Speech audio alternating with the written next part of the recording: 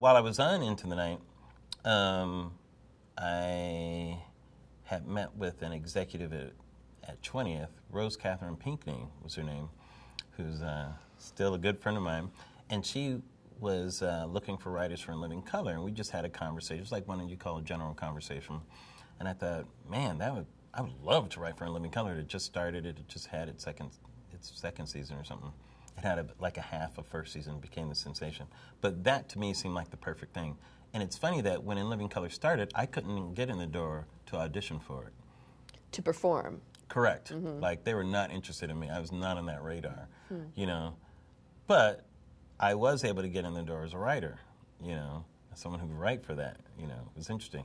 And she arranged a meeting for me with Keenen, and it was one of the best meetings that I ever had like that, because I just made him laugh, really, and we swapped kind of stand-up stories and that type of thing, and I submitted a couple of sketches, and he liked it, and he was very nice and hired me to write for In Living Color. And In Living Color truly was my big break.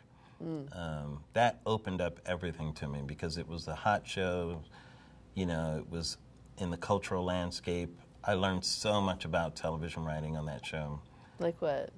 Well, first of all, there was so much talent on that show, and I love working with talent. Talent makes you raise your bar in every single way, you know. And the writers were so good and so smart and so funny. And diverse. It was diverse. Keenen hired a very diverse staff in front of and behind the camera.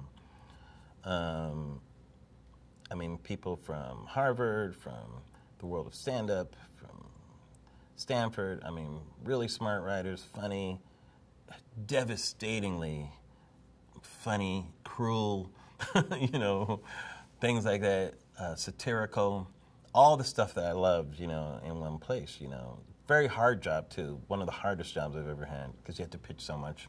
Keenen was very demanding.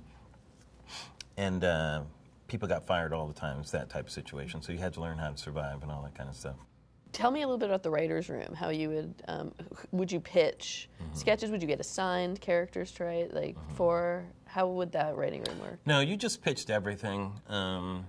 We usually pitched on Monday morning. I remember by my second year, there was a period when we were pitching every day, which is the most exhaustive thing in the world.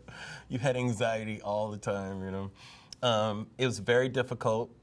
Keenen was very demanding. Sometimes he would clown you in the middle of your pitches, and as you're writing, you'd be like, eh. Like he'd have an imaginary gun, and he'd be looking in the chamber, you know, and you're pitching over there, and he'd like start putting bullets in it and that type of stuff. And then he'd take it and just shoot it. You're like, oh. And everybody's already laughing at you. You feel clowned. People would clown you all the time, but you know, if you really pitch some funny stuff, it would be appreciated. But there was everything from backbiting and, you know, clannish behavior to, you know, immature behavior and fun. I remember writing Deep Into the Night, and there was one of the producers on the show, and Living Color got tons of swag and like gifts from people and stuff like that. I remember we raided her office and everything. We broke into it and we stole things like blenders and things like this that we would say. I mean, we did immature stuff like that. But I remember writing sketches at 3 in the morning with Jamie Foxx and Jim Carrey and that kind of stuff. What are some of your favorites that you worked on? Favorite sketches?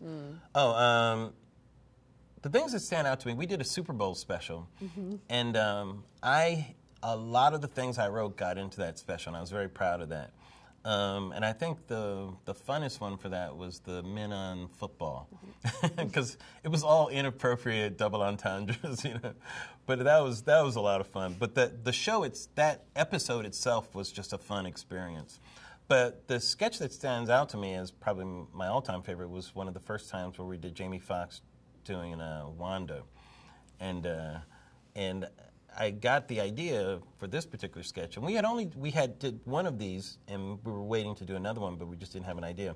But I remember, you know, like I said, you were so tense from that job and everything, and I ended up getting a massage where the person comes to you, and you know, she had this table, and you put your head in this thing, and you can't see anything. And I thought, oh, this is interesting. And I thought, what if Jamie was giving someone a massage and they couldn't see what she looked like, you know, because the premise was she was so horrific. But they hear her voice and they're coming onto her and all this stuff, and then the minute he turns around, ah! You know, and it got such the biggest laugh. You know, it was one of the funnest sketches. I've rarely heard a laugh that big on stage. And Tommy Davidson was so funny. He just had these little shorts on, and Jamie like pulled them down. You could see his little butt like running around the stage and everything. It was so much fun. That's one of my fondest memories of that. What are your sort of biggest takeaways about what you needed to learn from that show and what you did learn about comedy writing? Well, there's just a level of funny that you have to be at if you want to make a mark.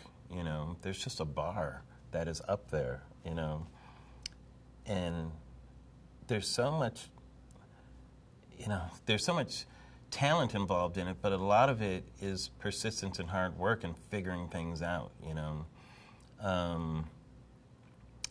And there's an intersection of the world and your ideas that is a sweet spot for writing things that are just interesting, you know, and finding the marriage of that, you know, to create something. So it's not just a confection of my mind, it's in my observation of the world and an investigation of myself. It's both of those things coming together, you know, to create something. Those are the big lessons that I learned out of it. And also that, you know what, there's more in there than you realize. You know, when you're forced to pitch all the time, you're just forced to invent a lot. By the time I got to sitcom writing, you know, you weren't required to come up with all the stories, but I was like, hey, wait, you just want one story? Here's 12, for Christ's sakes.